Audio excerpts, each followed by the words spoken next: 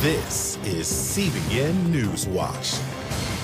Thank you so much for joining us for CBN News Watch. I'm Ephraim Graham. Lots to get to on a busy Monday. We want to begin this half hour in the Middle East. Iranian state television confirms its president died in a helicopter crash. As Chris Mitchell reports from Jerusalem, his death shocks the Iranian regime while at war with Israel. Iran's supreme leader appointed first vice president Mohammad Mokber as the country's acting president after Raisi's death. Iran's cabinet also announced they would continue the policies of Raisi. According to a TV state report, Raisi's helicopter crashed in bad weather after returning from inaugurating a dam in Iran's East Azerbaijan province. Iran's foreign minister also died in the crash. The crash comes after months of war between Iran's proxies, Hamas and Hezbollah, and Iran's unprecedented drone and missile attack in April. Raisi is known as the Butcher of Tehran for his involvement in sentencing thousands of political opponents to death in the 1980s after the Islamic Revolution. During his term as president, he suppressed massive protests against the regime and also oversaw Iran's nuclear program get closer to weapons-grade uranium than ever. And he was an implacable foe of Israel, but Israel is denying any involvement in his death. Also in Israel, Benny Gantz, a member of the war cabinet, publicly issued an ultimatum to Prime Minister Netanyahu. Gantz said his party would leave the government by June 8th, unless Netanyahu will launch a comprehensive plan for the day after the war with Hamas ends, including a governing body in Gaza with international and Palestinian personnel. Netanyahu fired back, accusing Gantz of issuing an ultimatum to the prime minister instead of issuing an ultimatum to Hamas, and saying Gantz's demands would mean an end to the war and defeat for Israel, abandoning the majority of the hostages and leaving Hamas in power and creating a Palestinian state. Netanyahu's coalition can survive, even if Gantz's party leaves. Amid the political turmoil, thousands gathered on Saturday night in Tel Aviv demanding new elections and Netanyahu's resignation. The IDF also announced they recovered the bodies of 4 Israelis murdered by Hamas. They also released video of former hostage 8-year-old Ella Eliakim while in Hamas captivity. The video, which is being released today for the first time, had intended to be used by Hamas for psychological terror. But Ella's family asked us to share it with the world, to expose Hamas's terror, to expose Hamas's cruelty, to expose Hamas's barbarism. At the Knesset, Representative Elise Stefanik of New York, the 4th-ranking Republican in the House, delivered a speech before Israel's parliament on Sunday, promising to support Israel and combat anti-Semitism. As long as I serve the American people, I will defend George Washington's vision of religious pluralism and freedom. Today, this means crushing anti-Semitism at home and supplying the state of Israel with what it needs, when it needs it, without conditions to achieve total victory in the face of evil. For on Iran and what comes next in that country and what it means for Israel and the Middle East. And Chris Mitchell joins us now from Jerusalem with more. Chris, let's begin with this. You mentioned in your report that Iran's president was killed in a crash. What does this mean for Israel in the Middle East? Well, Ephraim, we will see, obviously, but perhaps some say not as much as you would expect. The ultimate policy is in the hands of Khamenei, the supreme leader. And as we stated in our report, the cabinet said Raisi's policies will remain the same. The temporary successor, he's also a close confidant of Khamenei. But talking about Raisi himself, he was called the Butcher of Tehran for a reason. He slaughtered about 1,500 during a 2019 revolt. Apparently, he personally raped women in the prisons. And it was in 1988 when he ordered executions of thousands of political opposition. And so he was in the line, actually, for the next position of supreme leader. And many are hoping, Ephraim, and I'm sure praying, that they hope this could be the start of a regime change and that this regime, over 40 years now, will ultimately be overthrown. Chris, Benny Gantz's ultimatum to Prime Minister Benjamin Netanyahu shows major conflict within his war cabinet. What could possibly happen if members of his cabinet leave in the middle of the war? Well, as we said in the report, the coalition can remain. The reason is that they have 64 seats without Gantz's party, and so the coalition will remain. The war cabinet would have to shift. There's three main members. That would be, or four. There is General Eisenkot, Yoav Gallant, Netanyahu, and Gantz. So that would change the complexion of the war cabinet. So some believe some believe that Gantz was really in league with the Biden administration to try to overthrow the coalition and Netanyahu's government and actually include at least part of the Palestinian Authority in place in the Gaza Strip after the war with Hamas. And that's why Netanyahu is so forcefully against that. And so we'll see what happens. It might energize some of the opposition to Netanyahu, but right now it looks like it's strong enough to remain. One of the biggest questions right now are what is the latest developments with Israel moving further into Rafah? Well, it seems like the rescue of the bodies that we had in our report and the discovery of this video of this 8-year-old girl may have come from Rafah. They haven't announced that specifically, but they have been uncovering more tunnels and tunnel shafts, at least 50 tunnels into Egypt. Now, Ephraim, this would be and is an embarrassment to the Egyptian government, obviously complicit in much of the smuggling that goes on between Egypt and Gaza, supplying, Hamas with much of its ammunition and weapons. And there's a possibility, some believe, some of the hostages could have been taken out of those smuggling tunnels into Egypt and even some of the leaders of Hamas. Chris, what are you hearing from those in Israel after Congresswoman Elise Stefanik's speech rebuking Biden for curbing weapons?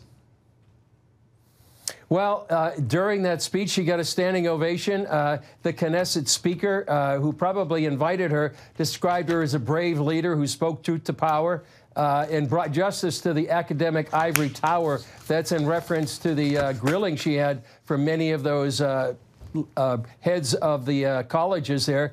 Another one said that the congresswoman proved herself a great friend of Israel. So they really appreciated her speaking, and someone to keep an eye on because she's a possible choice as a candidate for vice president for President Trump.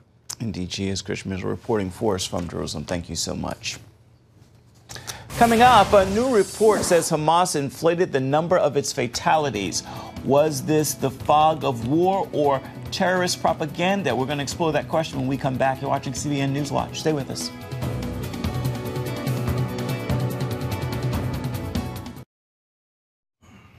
Welcome back to CBN News Watch. The major news media uses numbers from organizations controlled by Hamas for the count of Palestinians killed in Gaza. Many analysts say those figures are too high. They also say the inflated number of civilian deaths is being used as propaganda in the war against Israel. Chris Mitchell joins us again now and brings us this story from Jerusalem. Tragically, uninvolved Palestinians have died in the more than 200-day war Hamas began on October 7th. Of course, we have to start by saying that every human being whose life is lost is a terrible tragedy, and we're all created in the image of God. Gil Huffman, director of Honest Reporting, a media watchdog group, recently published an investigative report on how Hamas has inflated the number of civilian casualties in Gaza. Terrorists are not journalists. They're not people who should be trusted. And their numbers that they're putting out are part of their propaganda game to try to win the world's sympathy, and it's unfortunately working. The Gaza Ministry of Health, overseen by Hamas, publishes those numbers. Currently, its death toll reporting stands at more than 35,000.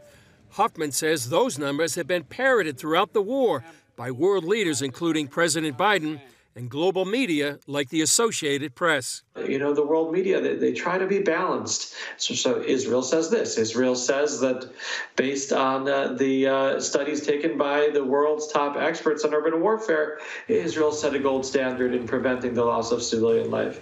So they put out our side. And then the other side, they put out, well, Hamas says that Israel is committing genocide.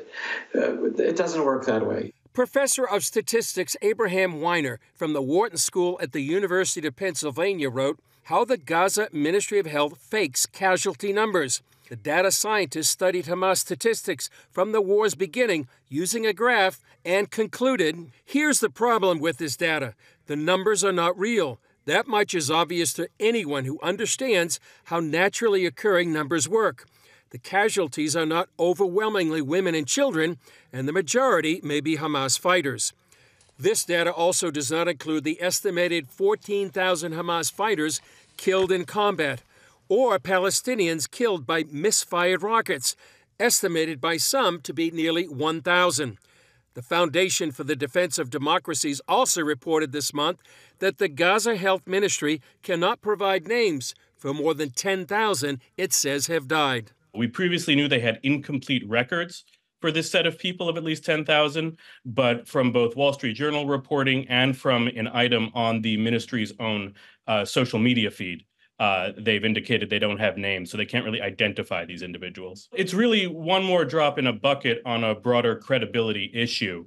Asdanik also noted the Gaza Ministry of Health got its information from unidentified, quote, reliable media sources. At first, that was only about 22%, but then it became an increasing percentage over time. So we got to a point where nearly 45% of the alleged deceased were based on these media reports. In the latest revision, the UN published a report that reduced the number of women and children killed in the war by nearly half. They clarified later that their overall estimate of the number killed in the war remains the same. They explain the revision to the fog of war. It's not the only example of suspected death tolls. Near the beginning of the war, the media reported Israel killed 500 at the Al-Ahli hospital. Later, it was discovered a misfired rocket by Islamic Jihad killed far less civilians in the next-door parking lot. Abu Shlouf, the spokesperson for Islamic Jihad, admitted it was a lie. Yes, in order to erase this story, the organization made several moves. It fabricated a story that the rocket belonged to the occupation and the target was a hospital building. They relied on some of the stories of the international press. And after that, they published it to the whole world? Yes. First of all, I acknowledge that sadly, there are civilians, non-combatants that have been killed in battle. Sadly, and that is not the intention of the IDF. I think the IDF has gone to tremendous lengths in order to minimize the amount of non-combatants that have been affected by this war. And I, as a human being, I regret any civilian who loses his life as a part of a fight that they didn't start. Former IDF spokesman Jonathan Conricus, now with the FDD, says Hamas has rigged the battlefield. We must remember who embeds himself within the civilian population and abuses everything that is supposed to be protected under international law. Hospitals, schools, mosques, UN facilities, infirmaries, and everything else. The organization that does that is Hamas. And had Hamas chosen to fight out in the open, and not to use civilians as human shields, not to tunnel underneath civilian neighborhoods, and not to hide behind civilian infrastructure, then of course there wouldn't be any civilian casualties. Despite Hamas using human shields, according to military historian John Spencer, the ratio of civilian deaths to combatants is near historic lows for urban warfare. Even so, Huffman says, regrettably, the charge of genocide has spread worldwide into the streets and across social media. That ridiculous accusation for a war that started with the Hamas sending people into Israel to kill as many Jews as they could, and Israel doing everything possible to minimize civilian deaths. And unfortunately, that accusation is still out there, and that's just anti-Semitic to accuse Israel of that when the facts are just so obvious to be the opposite. Chris Mitchell, CBN News, Jerusalem. Still ahead, we're talking about the fatherlessness epidemic and how it is affecting nuclear families. Stay with us. You are watching CBN News Watch. We're coming right back.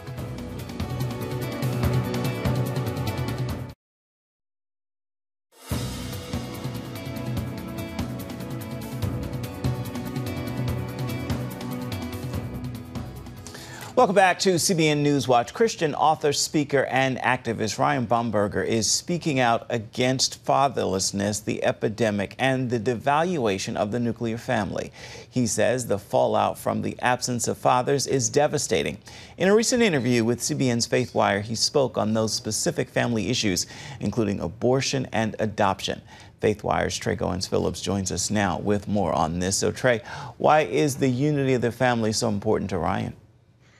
Good morning, Ephraim. I think one of the things he talked about is, of course, it's God's design for culture. Family is, marriage is. It's supposed to be a representation of the gospel. And even back in the beginning in Genesis, the Lord looked at man alone and said it's not good for man to be alone. He wanted to create a partner, a mate to come alongside him, and he created the woman. And then later in Genesis 2, it says that a man will leave his father and his mother and hold fast to his wife. So Ryan just laid out that this is God's design for what the family looks like as a marriage relationship between a husband and a wife. And then as couples, they'll then have children. And that is God's plan for procreation, right? That's the design that God laid out in the beginning. And even after the fall, that's the order that he intended for society to flourish. So Ryan pointed to Scripture as this is the basis for what this ought to look like. But we live in a culture, of course, that so often is fighting against God's perfect design. What does he have to say about the connection between abortion and the culture of abandonment?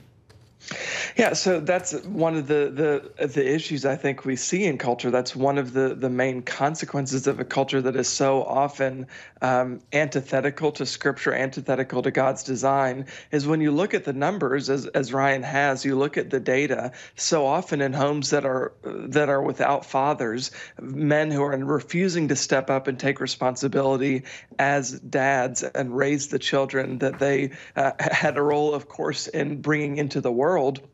He said the rates of abortion go way up. And if the children are then born, the rates of depression, anxiety, suicidal ideation, and in fact, suicide, and then further down the line, the rates of high school dropout, not being successful in a career, all of these numbers start to trend downward in negative directions when the father is completely absent from the home. So the unity of the family is critical, not just to the flourishing of society, but in fact to the flourishing of that intimate nuclear family.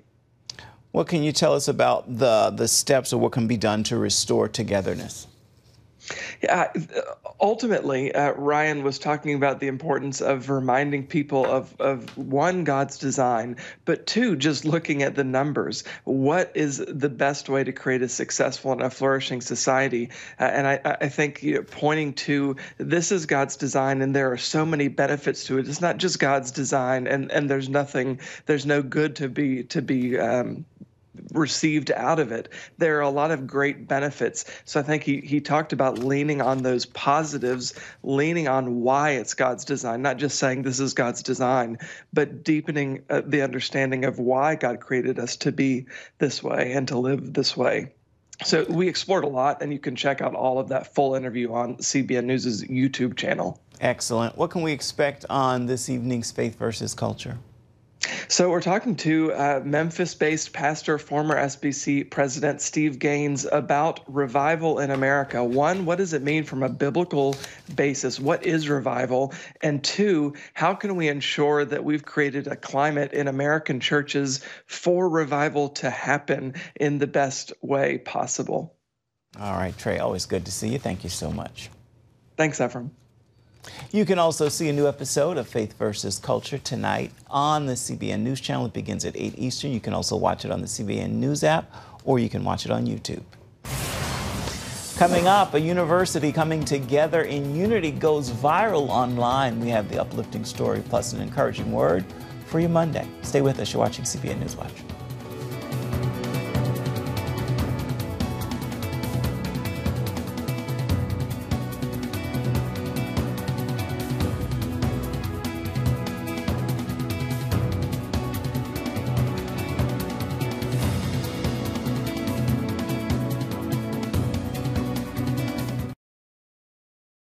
Download the CBN News app, 24/7 news from a Christian perspective at home or on the road.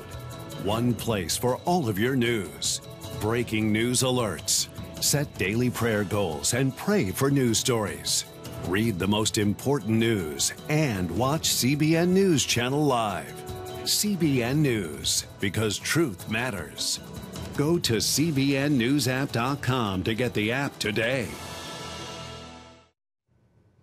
We've seen protests on college campuses and unrest as well, but now we want to share some unity. Recently, a viral video seen by more than 8 million viewers on Instagram shows the graduating class at Oral Roberts University coming together to sing CeCe Winans' song called The Goodness of God. Let's take a listen.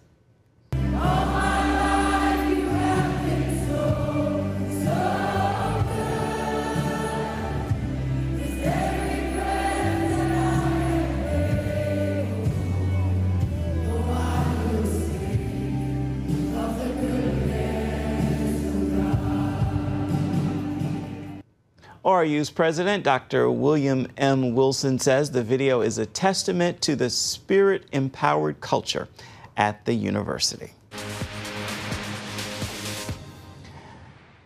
Time now for your Monday motivation. We can all beat ourselves up for our failures. I've been doing that a lot myself lately, so this word is for me just as much as it may be for you. Failure does not define you, so don't let it confine you, and don't let it hold you back. Think on that for a moment and spend less time rehashing, revisiting, and wringing your hands in frustration. You can't erase the failure, but don't let the wrong rewrite your present and your future. That will do it for this edition of CBN Newswatch. Remember, you can always find more of our news programs on the CBN News Channel. You can find them there at any time as well as online. That's cbnnews.com. Take a moment. Let us know what you think about the stories you've seen here today or any day. You can email us, newswatch@cbn.com. You can also reach out and touch us on Facebook, Twitter, and Instagram. We certainly would love to hear from you. Thank you so much for joining us. Make this a marvelous Monday. Come back and see us right here, same time tomorrow. Goodbye and God bless.